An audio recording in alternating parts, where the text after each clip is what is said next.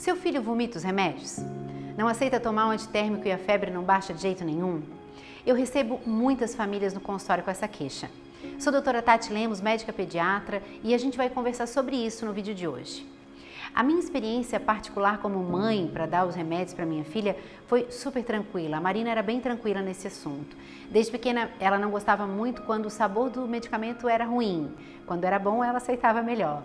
Mas a gente explicava, dava algo para beber em seguida, para tirar aquele sabor residual do remédio, e a gente conseguiu levar essa questão super bem. Mas como pediatra a história já é um pouquinho diferente.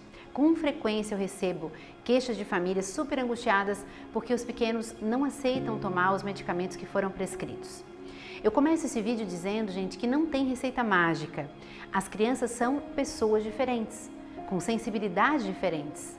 E às vezes justamente aquele medicamento mais amargo é o que o seu filho pode tolerar melhor, enquanto que a maioria das crianças vai preferir sempre aquilo de sabor mais adocicado, né, um paladar mais doce.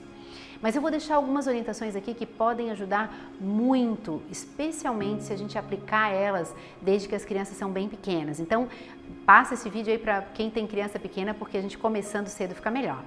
E já te lembro também de se inscrever no nosso canal, deixar o seu joinha, clicar no sininho e ativar as notificações, porque cada vez que sai um vídeo novo, você fica sabendo. Depois de assistir, se você tiver mais alguma dica bem boa sobre isso, conta pra gente. Eu tenho certeza que nos comentários isso pode ajudar também outras famílias com a mesma dificuldade de vocês. Primeiro, se possível, ofereça os medicamentos desde o início de uma mesma forma.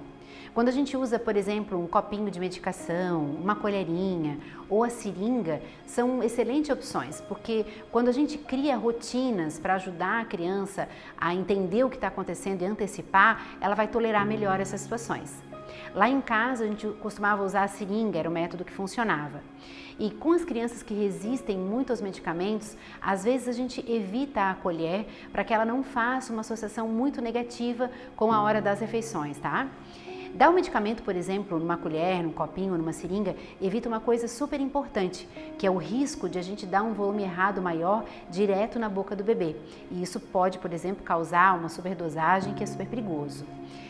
Tem vezes também, gente, que às vezes nós não damos muita bola para isso, mas a gente precisa observar uma situação que é a necessidade de explicar para a criança o que está acontecendo quando a gente vai administrar um remédio para ela desde as primeiras vezes. E sim, mesmo que o seu filho seja um bebê bem pequeno.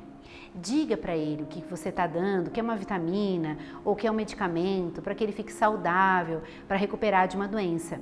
Nós subestimamos muito a capacidade das crianças de compreender melhor o que a gente explica e literalmente, gente, a gente pega o hábito automático de enfiar a goela abaixo, remédio, comida. Eu quero que você imagine alguém fazendo isso contigo. É super violento. Então vamos explicar às crianças. Outra questão bem importante de a gente fazer é se informar antecipadamente com o pediatra sobre o sabor e o volume do medicamento que foi prescrito para o seu filho quando você já conhece a dificuldade deles. Nunca suspenda simplesmente o medicamento e não volte a consultar porque ele não aceitou, porque isso pode colocar em risco o tratamento da criança, principalmente quando isso for um antibiótico, né?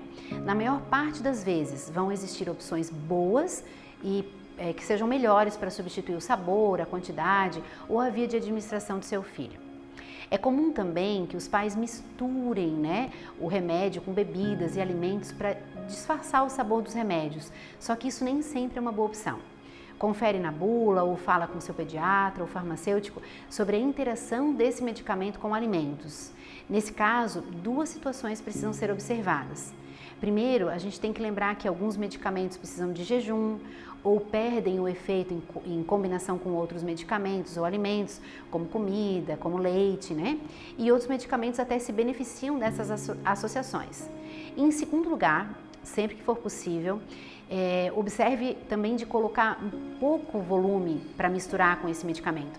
Quando a gente mistura o medicamento num conteúdo muito grande, a gente tem que garantir que a criança tome todo aquele conteúdo para poder garantir a dose do remédio, tá? Bom, gente, o melhor era que eles nunca ficassem doentes, né? Que a gente não precisasse medicar os nossos filhos. E muitos pais desejam encontrar uma vitamina super poderosa para aumentar a imunidade das crianças. Mas o melhor jeito continua sendo uma boa alimentação, rotinas de sono, rotinas em família, acompanhamento pediátrico regular e aquele beijinho da mãe que cura muitos dodóis, né? É isso, gente. Se ficou alguma dúvida, deixa aqui nos comentários, vai ser um prazer responder para vocês e compartilhe esse vídeo. Assim ele fica mais relevante, mais famílias têm acesso a essas informações e eu tenho certeza que a gente pode ajudar mais gente. Um beijo bem grande para vocês e até o próximo vídeo.